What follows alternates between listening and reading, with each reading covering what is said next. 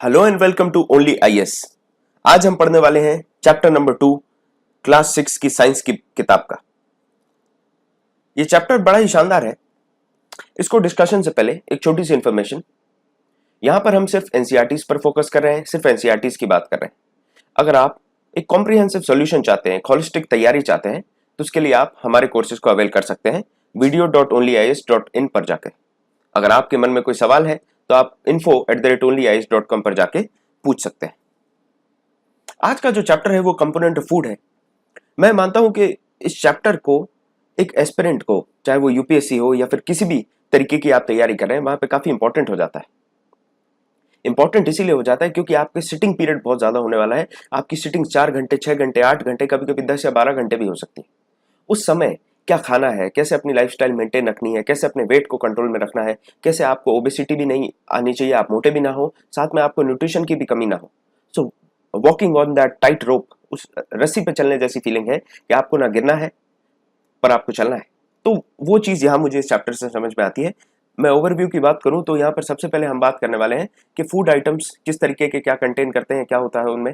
फिर कंपोनेंट्स की बात करेंगे, कार्बोहाइड्रेट्स, फैट्स, प्रोटीन्स, ये तमाम चीजें। टेस्ट कैसे होते हैं, कैसे पता चलता है कि किस खाने में क्या चीज डली है, क्या मतलब कार्बोहाइड्रेट्स है, प्रोटीन्स है, क्या है। उसके बाद आप देखने वाले हैं कि कौन से न्यूट्रिएंट्स आपकी बॉडी को चाहिए। ये बहुत ही इंपॉर्टेंट एस्पेक्ट है जिसको हम सबको जानकारी होनी चाहिए इस चीज के लिए, ताकि हम एक हेल्दी लाइफस्टाइल इख्तियार कर पाए, ताकि हम सही तरीके से जी पाए।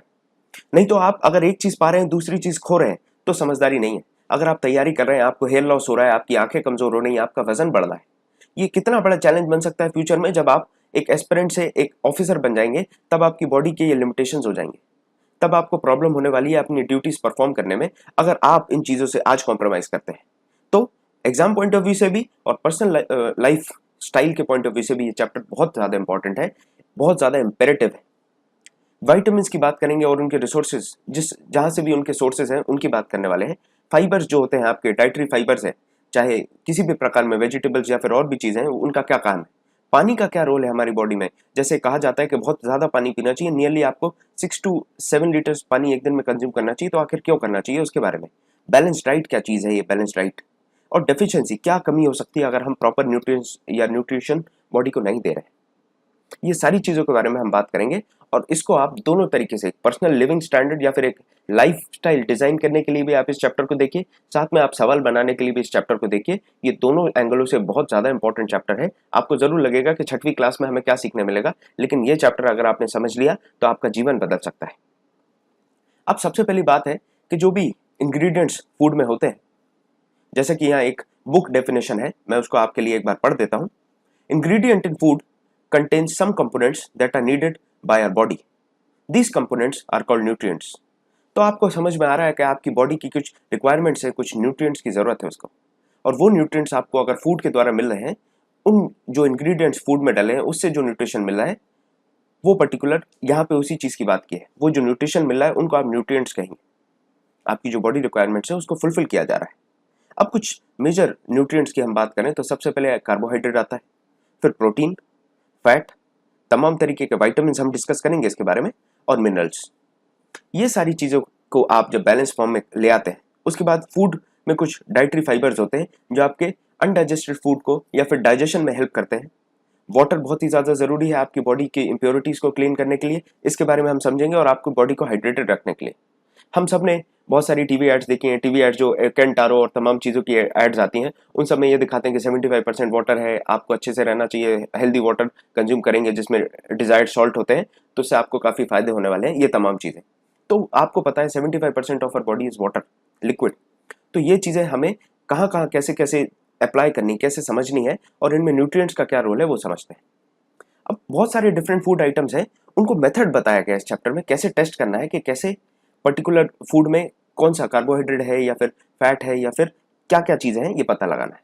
सबसे पहले आप देखें तो खाने जो हम खाते हैं या तो कच्चे फॉर्म में, रॉ फॉर्म में होते हैं, या फिर पकाकर खाते हैं। इन सब में अलग अलग लिमिट्स में या फिर अलग अलग रेशियोज में आपको कार्बोहाइड्रेट, फैट्स, प्रोटीन्स, ये सब मिल जाएंगे। इनको पता लगाने के लिए इस किताब में टेस्ट दिए, इस पर्टिकुलर चैप्टर में आपको आयोडीन चाहिए, कॉपर सल्फेट चाहिए और कॉस्टिक सोडा चाहिए। ये सिंपल से एक्सपेरिमेंट है, इसमें कोई रॉकेट साइंस नहीं लगने वाली। अगर कोई केमिस्ट्री बैकग्राउंड से नहीं है तो भी उसको समझ में आ जाएगा, कोई रॉकेट साइंस नहीं है इसमें। सबसे पहले आप देखिए आयोडीन, कॉपर सल्फेट और कॉस्टिक सोडा, ये 3 नाम आपको याद रखने हैं। सबसे पहला टेस्ट जो किताब में दिया है वो है कार्बोहाइड्रेट के लिए। कार्बोहाइड्रेट के लिए आप कार्बोहाइड्रेट बेसिकली स्टार्च या शुगर, तो इसके लिए आप या तो पोटैटो ले लें, पोटैटो में आपका स्टार्च होता है। उसके बाद आप देखें चावल, rice also contains amount of starch. Sugar के लिए आप शुगर केन भी ले सकते हो या डायरेक्ट शुगर ही ले लो, शुगर केन ले लो या डायरेक्ट शुगर ले लो। उसमें जैसे ही आप देखने वाले कि स्टार्च और ये तमाम चीज़ें आप एक किसी भी टेस्ट ट्यूब में ले लीजिए, और टेस्ट ट्यूब में आपको क्या करना है, इस फूड आइटम में आपको डालना है कुछ 2 और 3 ड्रॉप्स डाइल्यूटेड आयोडीन। आप आयोडीन डालेंगे, यहाँ से ब्लू ब्लैक कलर हो जाएगा और आपको पता चल जाएगा कि इसमें स्टार्च है, इसमें पर्टिकुलरली कार्बोहाइड्रेट है। ये जो ब्लू ब्लैक कलर है यही इंडिकेटर है कार्बोहाइड्रेट का। दूसरा टेस्ट देखते हैं हम, टेस्ट फॉर प्रोटीन। प्रोटीन का भी टेस्ट बड़ा शानदार है। इसमें आपको देखना है कि जो आपका फूड कंपोनेंट है, अगर वो सॉलिड है तो उसको पीस लें, पाउडर बनाएं, उसमें थोड़ा सा पानी डाल लें और उसको फिर मिक्स करके आप एक टेस्ट ट्यूब में डाल लें। उसमें लगभग 10 ड्रॉप डालनी है आपको पानी की, थोड़ा सा उसको लिक्विड जैसा करके उसको शेक कर लें। उसके बाद आप डालें कुछ ड्रॉप्स, 2 ड्रॉप लगभग कॉपर सल्फेट की डाल दें और 10 ड्रॉप आपको डालनी है कॉस्टिक सोडा की। इस तरीके से जब आप ये तीनों कंपोनेंट्स, आपका फूड मटेरियल, कॉपर सल्फेट और कॉस्टिक सोडा मिला देंगे, तो मिलाने के बाद आप इसको वेल शेक करेंगे तो एक कलर आएगा वॉलेट। अगर वॉलेट कलर आ रहा है मतलब आप समझिए कि आपका जो फूड है उसमें प्रोटीन की मात्रा है, it contains some amount of protein. तीसरा टेस्ट, ये तो इतना ज़्यादा आसान है कि आपने किया होगा आमतौर पर, लेकिन हमने ऑब्जर्व भी नहीं किया होगा कि हमने एक केमिस्ट्री का एक्सपेरिमेंट कर दिया है। यहाँ पर यह बताया गया है कि अगर आपको पता करना है आपके खाने में फैट है या नहीं, तो आप एक कागज़ का टुकड़ा लें, कागज़ के बीच में आप जो कंपोनेंट है उसको क्रश करें। अगर क्रश करने के बाद आपको स्टेन्स मिलते हैं, ऑयली पैचेस मिल रहे हैं, तो वो आपका जो फूड कंपोनेंट है उसके अंदर फैट है।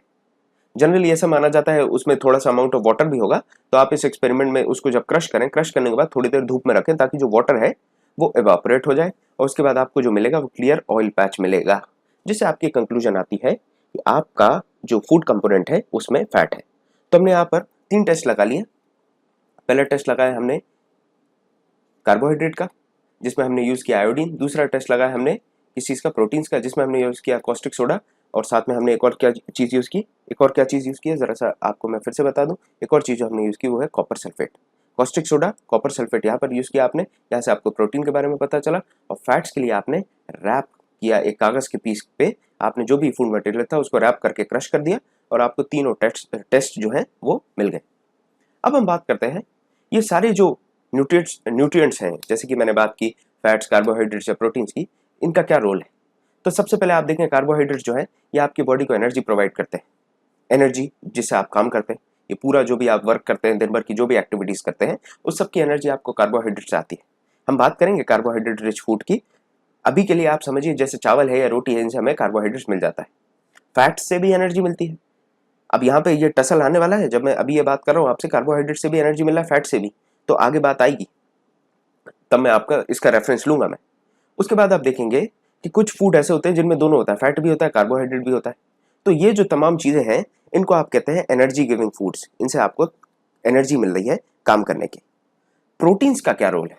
प्रोटीन्स का रोल है आपकी बॉडी की ग्रोथ और रिपेयर में काम करने का। आपने देखा होगा आपके कुछ फ्रेंड्स होंगे जो मतलब जिम एंथुसियास्ट होते हैं, जिम के दीवाने होते हैं, उनकी आदत होती है वो प्रोटीन शेक बहुत ज़्यादा कंज्यूम करते हैं। वो इसीलिए कर रहे हैं क्योंकि वो जिम जाते हैं तो उनकी बॉडी में मसल्स रप्चर होते हैं, और मसल्स को रिपेयर करने का काम करता है आपका प्रोटीन। और साथ में जो मसल ग्रोथ है उसके लिए भी, और बॉडी ग्रोथ के लिए भी प्रोटीन बहुत ज़्यादा ज़रूरी है। इसीलिए उसको प्रोटीन को कहा जाएगा आपका बॉडी बिल्डर फूड्स या बॉडी बिल्डिंग फूड। जो आपका शरीर को बनाने का काम करेगा ये प्रोटीन्स करेंगे। विटामिन्स का काम है आपको बॉडी को प्रोटेक्ट करना, आपकी बॉडी को प्रोटेक्ट करेंगे ये तमाम तरीके के डिजीजेस से, जो भी डिजीजेस हो सकते हैं उनसे आपको प्रोटेक्ट करेंगे, आपकी इम्यूनिटी बिल्डअप करेंगे। आपकी आंखें, आपकी हड्डियां, दांत, साथ में मसूड़े, ये सारी चीज़ें, teeth, gum, bones and eyes, इन सब चीज़ों को बढ़िया तरीके से स्ट्रॉन्ग बना के रखने का, वेल मेंटेन्ड बना के रखने का काम जो है, जिम्मेदारी जो है वो विटामिन्स पे आती है। यहाँ तक क्लियर हो गया? कार्बोहाइड्रेट्स, फैट्स, प्रोटीन्स और विटामिन्स की हमने बात कर ली, और उनका कहाँ कहाँ काम है ये बात कर ली। अब जरा हम पर्टिकुलरली विटामिन्स पे चर्चा करते हैं। विटामिन्स में पर्टिकुलरली आप देखेंगे तो कुछ इस तरीके के विटामिन्स हैं, ए, सी, डी, ई, के।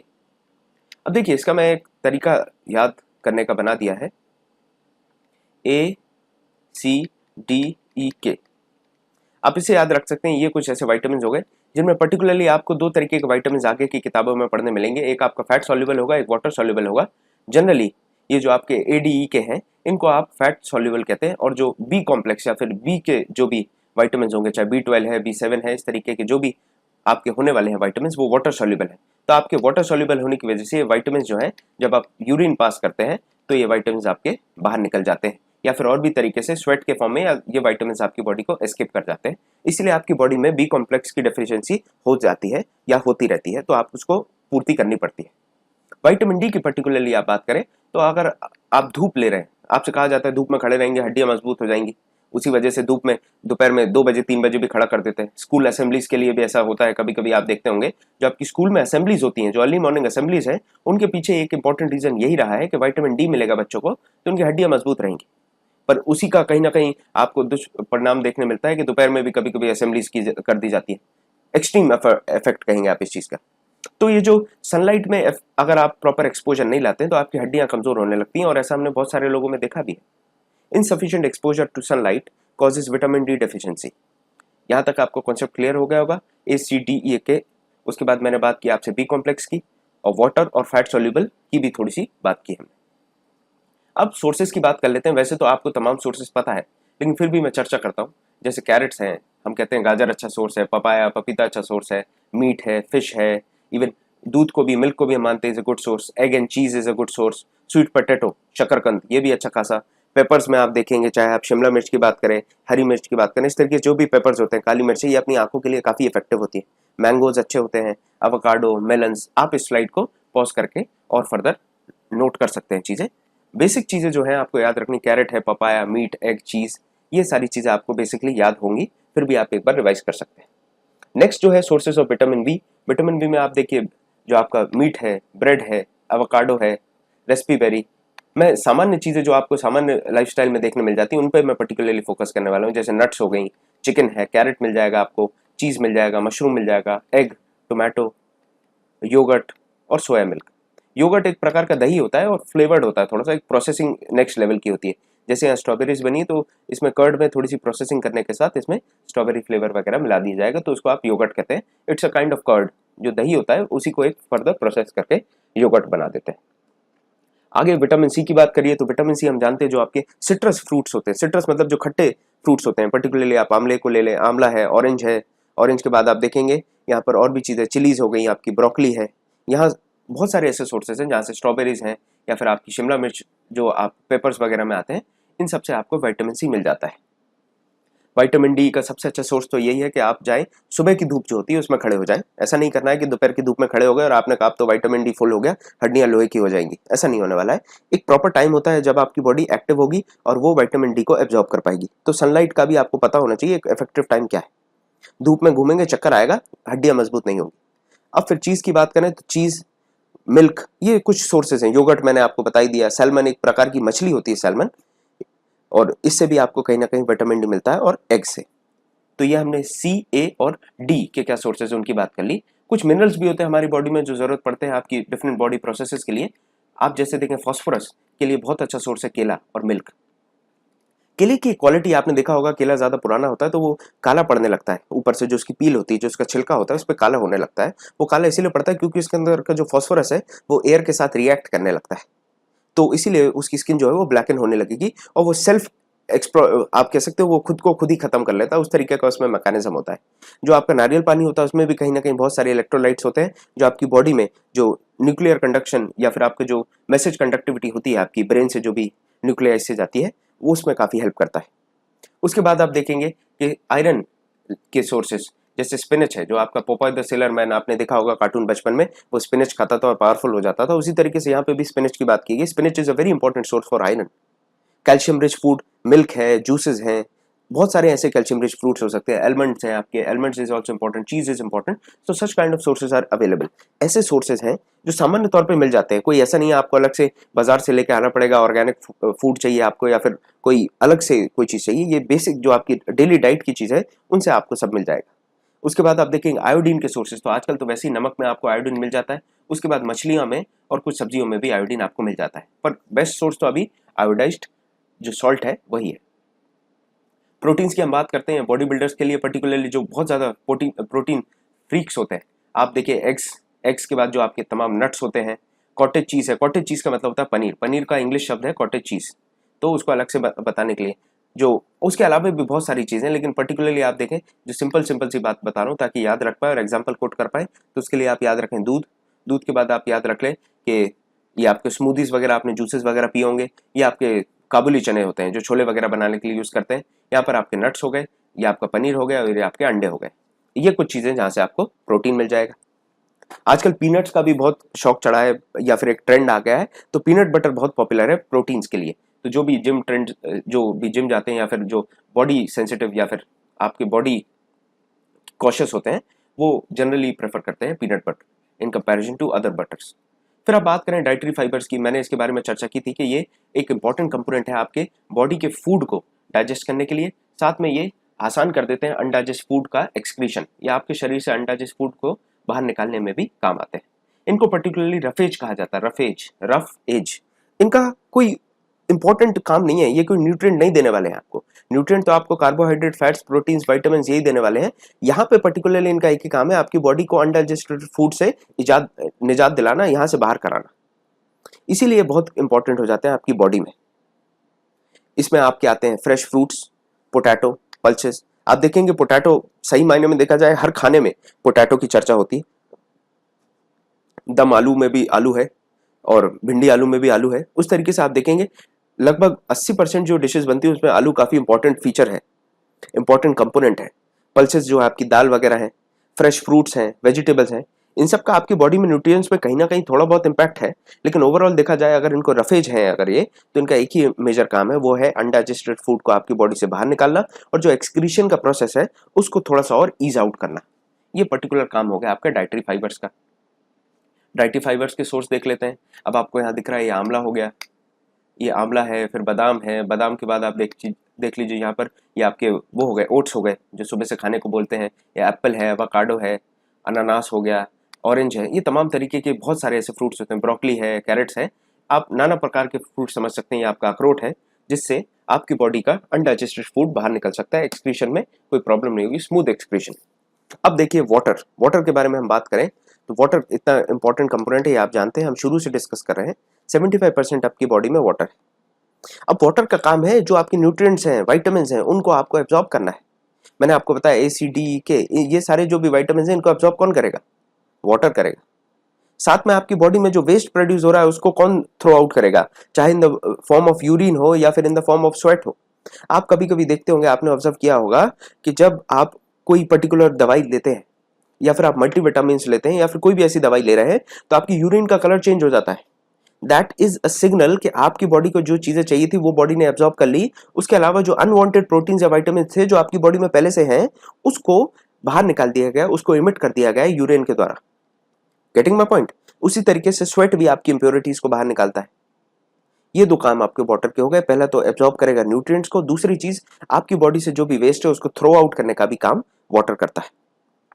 इसलिए कहा जाता है कि हमें काफी ज्यादा मात्रा में पानी पीना चाहिए।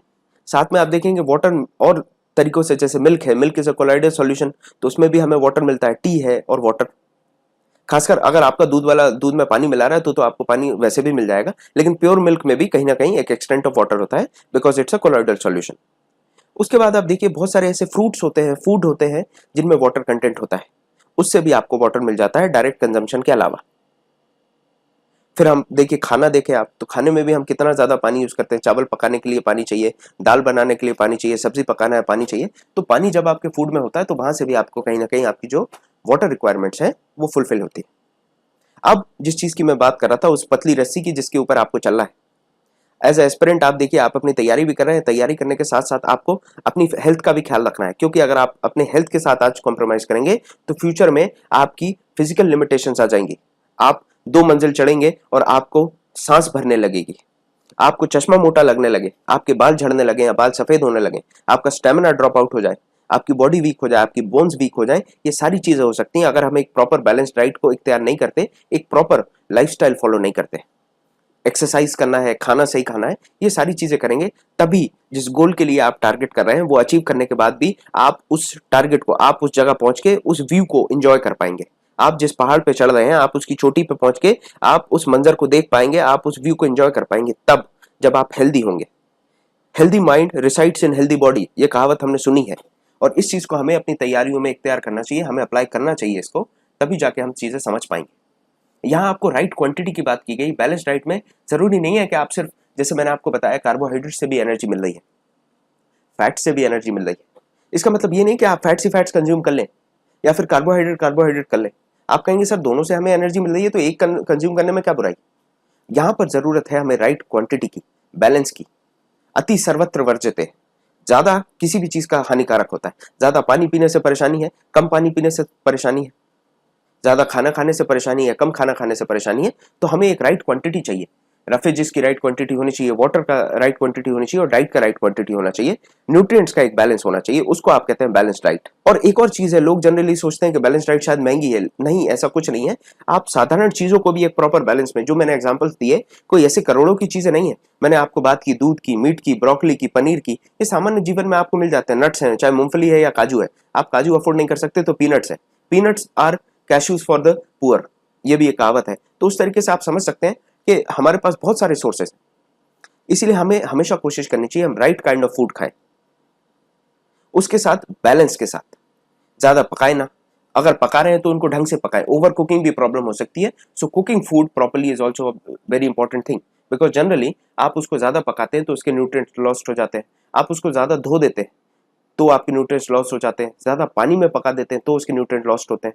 आपको पता होना चाहिए विटामिन सी जो है, उसको आप अगर जरा सा हीट करते हैं तो विटामिन सी लॉस हो जाता है। आपका विटामिन सी लॉस होगा तो उससे क्या डेफिशिएंसीज होंगी वो हम आगे देखेंगे। कहीं कहीं आप देखेंगे जो वेजिटेबल्स या फिर फ्रूट्स होते हैं, उनकी जो पील होती है, जो बाहर का छिलका होता है, जो बाहरी आवरण है, उसमें भी काफी न्यूट्रिएंट्स होते हैं जो एक्सेसिव वॉशिंग से या फिर कुकिंग से वो न्यूट्रिएंट्स जो है वो खत्म हो जाते हैं। जैसे हम कभी चावल धोते हैं या फिर आप दालें धोते हैं, तब भी आपके जो विटामिन हैं, मिनरल्स हैं जो उनमें प्रेजेंट है, वो भी वॉश अवे हो जाते हैं, वो भी पानी के साथ बाहर हो जाते हैं। ओबेसिटी जिसकी मैं बात कर रहा था, ये बहुत बड़ा चैलेंज है। खासकर आप देखिए, जब सिटिंग आपकी लाइफस्टाइल हो, 10 घंटे 8 घंटे आपको बैठना है, चाहे आईटी प्रोफेशनल हो जिनकी कंप्यूटर के सामने दिन कट रहा है, या फिर हम एस्पिरेंट्स की बात करें, आप जब तैयारी कर रहे हैं तब आपकी लाइफस्टाइल में ऐसा होता है कि आपका वजन बढ़ने लगता है। हमें इस चीज से लड़ना पड़ेगा और हमें कोशिश करनी है, if we don't consume too much fat, अगर आप ज्यादा फैट कंज्यूम करेंगे तो आप ओबेस हो जाएंगे, ओबेसिटी हो जाएगी, जिसको हम जनरली कहते हैं कि यू हैव ग्रोन फैट। वो इसलिए क्योंकि because you are consuming more fat, that's why you are getting more fat. आप फैट ज्यादा खा रहे हैं इसलिए आप मोटे हो रहे हैं। तो ओबेसिटी से सफर करने लगते हैं जब आप फैट रिच फूड ज्यादा कंज्यूम करते हैं। उसके बाद अब हम पर्टिकुलरली बात करेंगे डेफिशिएंसीज की, कि किस न्यूट्रिएंट से क्या असर पड़ सकता है। तो पहले मैं आपको एक बुक की डेफिनेशन दे दूं कि आखिर डेफिशिएंसी है क्या। A person may be getting enough food to eat, but sometimes the food may not contain particular nutrients. ये आपको समझ में आ रहा होगा कि आदमी खाना तो खा रहा है लेकिन उसके शरीर में न्यूट्रिएंट्स नहीं आ रहे।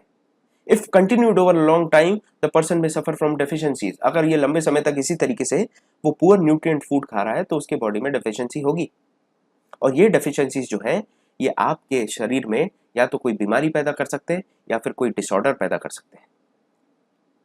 Disease that occur due to lack of nutrients over a long period of time are called deficiency diseases. अब ये चीज मैं आपको समझा दूं कि जो भी डिजीजेस आपको हो रहे हैं, आपकी लाइफस्टाइल की वजह से, जो आपने न्यूट्रिएंट्स कंज्यूम नहीं किए उसकी वजह से, लंबे समय तक आप न्यूट्रिएंट लेस फूड खाएंगे या फिर जो न्यूट्रिएंट्स है उसमें है ही नहीं, ऐसा खाना खाने वाले हैं जो जंक फूड वगैरह खाते हैं, तो आपकी बॉडी में जो बीमारी होने वाली है उसका नाम है डेफिशिएंसी डिजीज।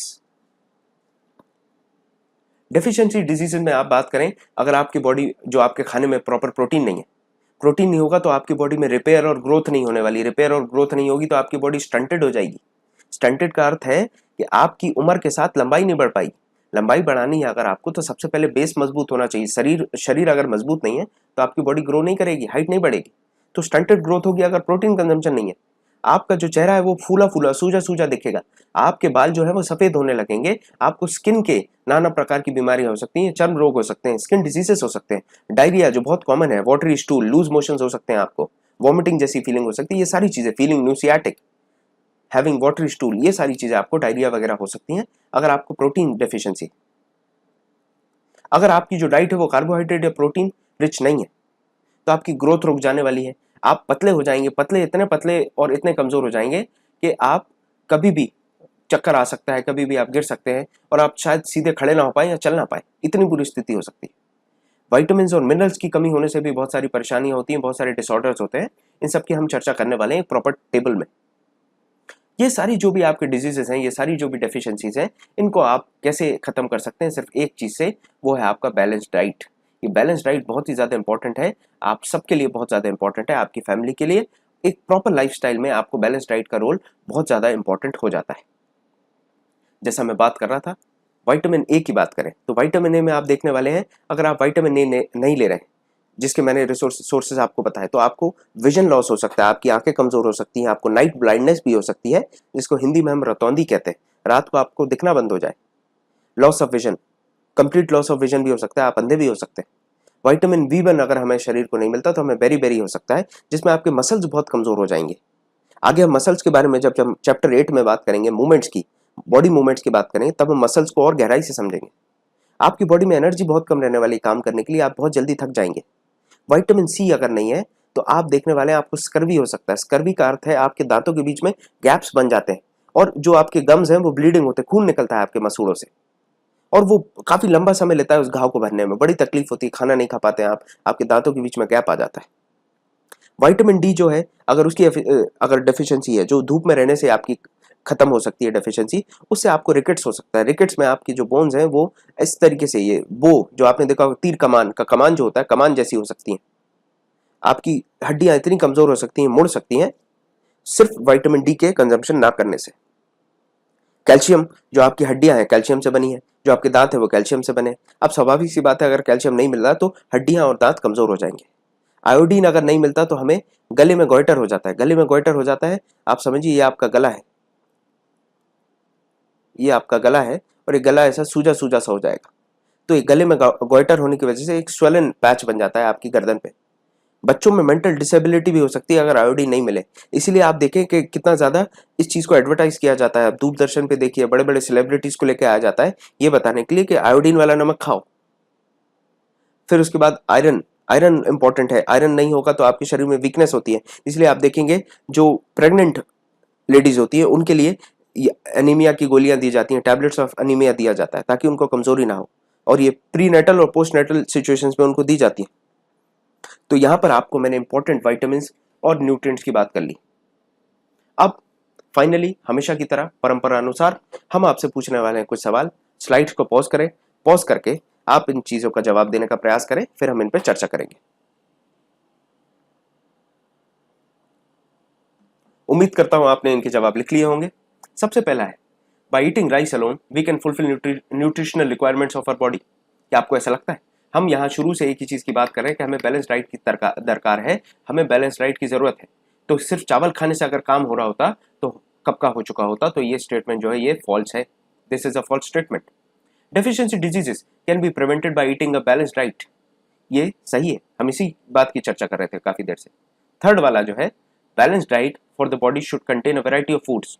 मैंने आपको बताया कि एक वैरायटी होनी चाहिए फूड्स का, जिसमें विटामिन, प्रोटीन, कार्बोहाइड्रेट्स, फैट्स, तमाम चीजें हों एक बैलेंस सिस्टम पे। तो ये भी आपका सही हो जाता है। आखिरी सवाल जो है वो ये है कि meat alone is sufficient to provide all nutrients to the body. तो मैंने यहाँ पर आपको एक बात बताई थी, एक पर्टिकुलर फूड आपको न्यूट्रिएंट नहीं देगा, वो आपको किसी और कंपोनेंट की डेफिशिएंसी जनरेट कर देगा आपके बॉडी में। आप चावल खाएंगे तो आपको दूसरे जो न्यूट्रिएंट्स मिलने चाहिए, शायद आपको फैट्स की, या फिर आपके बॉडी में फैट्स के अलावा प्रोटीन्स, ये सारी चीज़ों की डेफिशिएंसी होने लगे। मीट अगर आप कंज्यूम कर रहे हैं पर्टिकुलरली तो आपको शायद विटामिन या फिर मिनरल्स की डेफिशिएंसी होने लगे। इसीलिए रफेज की डेफिशिएंसी, जिसको हम डाइटरी फाइबर्स है, ये सब भी कम हो सकते हैं। तो ये स्टेटमेंट भी आपकी फॉल्स हो जाती है। इस तरीके से हमने इस चैप्टर को समअप किया। आप इस चैप्टर को पढ़ने वाले हैं दो एंगल से, दो आपके परसेप्शन होंगे। पहला तो ये कि एज अ लाइफस्टाइल आपको इस चैप्टर से बहुत सीखने मिलेगा। दूसरा, आपको सवाल बनाने में भी काफी आसानी हो जाएगी। तो ये थी हमारी चर्चा, ये था हमारा डिस्कशन चैप्टर नंबर 2 पे। आगे भी हम ऐसे लेक्चर्स लेकर आएंगे और जल्दी से जल्दी आपकी एनसीईआरटी साइंस की कंप्लीट करेंगे।